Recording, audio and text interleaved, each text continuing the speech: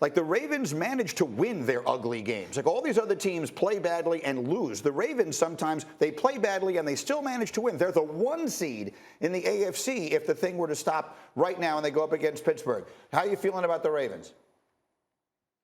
Yeah, it's just a trust factor for me, Greeny. I mean, yeah, they're winning games. They're figuring out a way to have their competitive DNA, ultimately be the deciding factor. But that's going to catch up to you, especially in games where, every other team that you're playing against down the stretch, well, on into the playoffs in particular here, will start to hit their stride too. And we know that people get tight, games get tight, coaches get tight, and you just can't afford to sometimes have the kind of inconsistencies like Baltimore has had.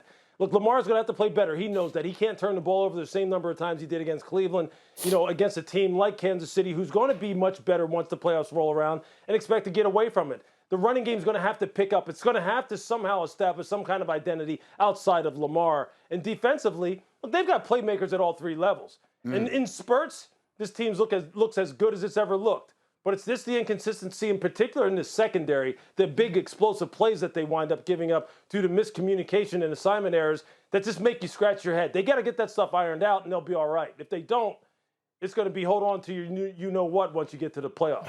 Yeah. Hey, Diana, it's interesting because right now they have the best record in the AFC. I don't hear anyone up here telling me they're the best team in the AFC. Yeah, because it just doesn't feel that way. The football gods only stick by you for so long before the blemishes start just really revealing themselves. And Lewis really went through the blemishes on this team they're going to show itself. And Marcus Peters isn't walking through that door healthy, helping that secondary. He's not going to be out there. We know the injuries are an issue there, especially on defense. The run game, not the same.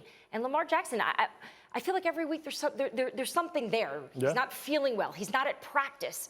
That's going to be an issue come late December, January. But are they going to beat the Steelers? That's the question I have for the Ravens. Are they going to beat the Steelers Sunday and put an end to this thing once and for all? I can see the look on the face. Are your shoes Louis Vuitton? Are they red underneath? Absolutely. This is one thing you can count on. The Ravens going to beat the brakes off. Listen, the Ravens understand what November, December football is about, and this goes well beyond the Harbaugh era. This goes all the way to the Brian Billick. When it gets to November, December, the Baltimore Ravens are getting into peak form. Listen, I understand they're heavily flawed, but every team is heavily flawed. They're going to figure it out. This kid right here doesn't blink. 4 interceptions, he's willing to throw 5. He's going to do something special to change the game. You talk about when it comes to winning time, this guy becomes big. He doesn't come up small. And that guy right there, Mark Andrews, they have something that no other team has. They have Justin Tucker. And if you get it within 56 yards, those are instant points. You can write them down.